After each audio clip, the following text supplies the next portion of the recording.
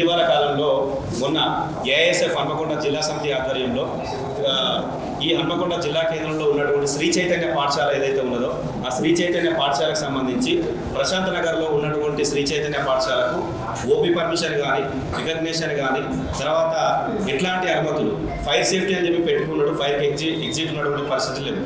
ఇవి లేకుండానే మొత్తం హన్మకొండ జిల్లాలో విచ్చలవిడిగా అడ్మిషన్లు చేసుకొని ప్రారంభానికి సిద్ధం కావడం జరిగింది.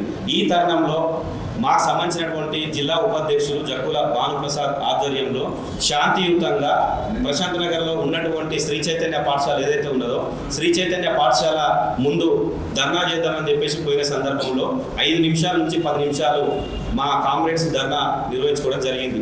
స్లోకెన్స్ ఇచ్చి ధర్నా చేయడం జరిగింది. ఈ ధర్నా చేసిన సందర్భంలో అక్కడ ఉన్నటువంటి ప్రిన్సిపల్ పిలిచి ఒక 4 నుంచి 5 సార్లు పిలిచినప్పుడు ఆయన ఏందో పిలుస్తున్నాడు, ఒకవేళ రికగ్నేషన్ ఉన్నది కావచ్చు, చూపిస్తాడు కావచ్చు మావడం కూడా జరిగింది. వాళ్ళ పర్మిషన్ ఉన్నాయా లేవా చూపిస్తే మనం తెలుసుకోవడం బాధ్యత అనుకొని మావాడు మాట్లాడిన సందర్భంలో ఒక హేయంగా అంటే ఒక రెస్పెక్ట్ లేకుండా హేయంగా వ్యంగ్యంగా కవ్వింపు చర్యలకు దిగిన సందర్భంలో మా వాళ్ళు కొద్దిగా అగ్రెసివ్ అయ్యి అంటే ఇటీవల కాలంలో ఎదుగుతున్న నాయకులు కాబట్టి అక్కడ కొద్దిగా అఫెన్స్ జరిగి ఫర్నిచర్ ధ్వంసం కావడం జరిగింది. ఫర్నిచర్ ధ్వంసం చేయడం అనేది మా విధానం కాదు. దీనికి మేము విచారం వ్యక్తం చేస్తున్నాం. ఎప్పుడు ఏఐఎస్ఎఫ్ ఆస్తుల ధ్వంసానికి కానీ ఇంకో దానికి మేము వ్యతిరేకం.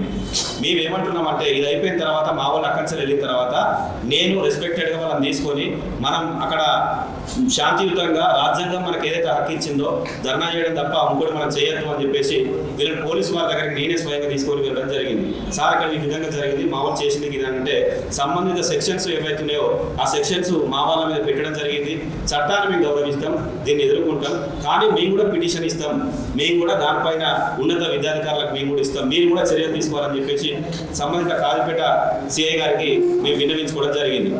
మేము ఇప్పుడు ఏమంటున్నామనంటే హన్మకొండ జిల్లా కేంద్రంలో విచ్చలవిడిగా దాదాపు 10 నుంచి 12 బ్రాంచ్లు ఉన్నాయి. ఇలా 6 నుంచి 7 బ్రాంచ్ల వరకు పర్మిషన్లు లేవు. ఈ విద్యా సంవత్సరం స్నేహానగర్లో తర్వాత ప్రశాంత్ నగర్లో కొత్తగా నూతనంగా ఓపెన్ చేయడం జరిగింది. మళ్ళా జీవో నెంబర్ 91 ప్రకారం ఈటెక్ను కానీ డీజీ కానీ ఒలింపియాడ్ కానీ పెట్టద్దని చెప్పేసి గత ప్రభుత్వం చెప్పింది. ఈ ప్రభుత్వం రేవంత్ రెడ్డి సర్కార్ కూడా చెప్పింది. సర్క్యులర్ ఇచ్చిండు, మరి డిఓ వాళ్ళకు ఇవ్వట్లేదా, డిఓ అమ్ముడు వేయడా నిద్రమత్తులో ఉండడా మాకు తెలియాల్సినటువంటి పరిస్థితులు ఉన్నాయి. మేము ఉద్యమం చేసి శాంతియుతంగా ఉద్యమం చేస్తామంటున్నాం, రెచ్చగొడతారు. ఈ హన్మకొండ జిల్లా కేంద్రంలో గత సంవత్సరం నుంచి అనేక రకాల విద్యా సంస్థల పైన రిప్రజెంటేషన్లు ఇచ్చినాం. దేనికి పర్మిషన్ ఉంది, దేనికి పర్మిషన్ లేదు, ఎక్కడ పాఠ్య పుస్తకాలు అమ్ముతున్నారు, ఎక్కడ మౌలిక సదుపాయాలు లేవు అనేది మొత్తం ఒక పెద్ద డేటా తయారు చేసి మేము జిల్లా కలెక్టర్ గారికి, విద్యాశాఖ అధికారికి, ఎంఈ వరకు మేము ఇచ్చిన సందర్భం ఉంది. కానీ మేము ఏం ప్రశ్నిస్తున్నాం అంటే ఒక్కసారన్నా ఈ హన్మకొండ జిల్లా కేంద్రంలో ఈ డిఓ జిల్లా విద్యాధికారి ఒక్క పాఠశాల కన్నా వెళ్ళి నీకు మన మౌలిక సదుపాయాలు ఎట్లున్నాయి, జీవో నెంబర్ 42 ప్రకారం అమలు చేస్తున్నారా, ఫీజులు ఎంత తీసుకుంటున్నారో మీరు డిస్ప్లే చేస్తున్నారా అనేది ఎక్కడన్నా ఈ జిల్లా విద్యాధికారి పోయి కిందికి దిగి వాళ్ళ క్వశ్చన్ చేసిండా, ఎంక్వైరీ చేసిండా అని చెప్పేసి మేము ప్రశ్నిస్తున్నాం. ఎందుకు అంటే గత ప్రభుత్వం నుంచి ఇప్పటి వరకు చూసుకుంటే తుంటని దించి ముద్దెత్తుకున్నట్టు ఎక్కడ కూడా గవర్నమెంట్ స్పందన లేదు, కింద విద్యాధికారుల స్పందన లేదు. వాళ్ళకు వీళ్ళకు అండర్స్టాండింగ్ ఉన్నటువంటి పరిస్థితులు ఉన్నాయి.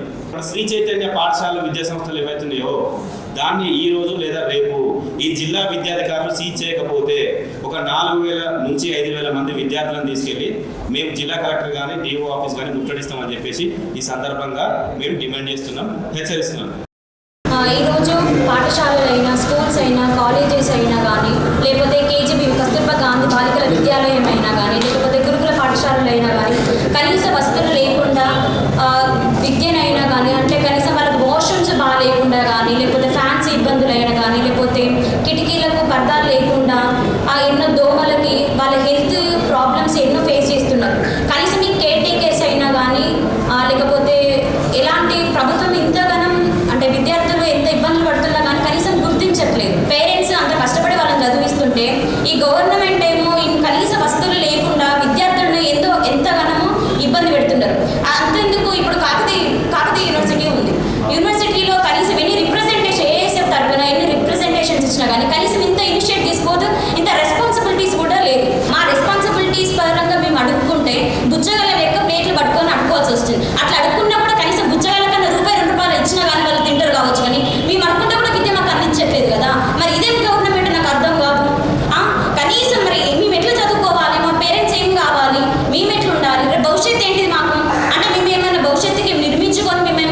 పొజిషన్లో ఉంటే మీ పదవులకు ఏమైనా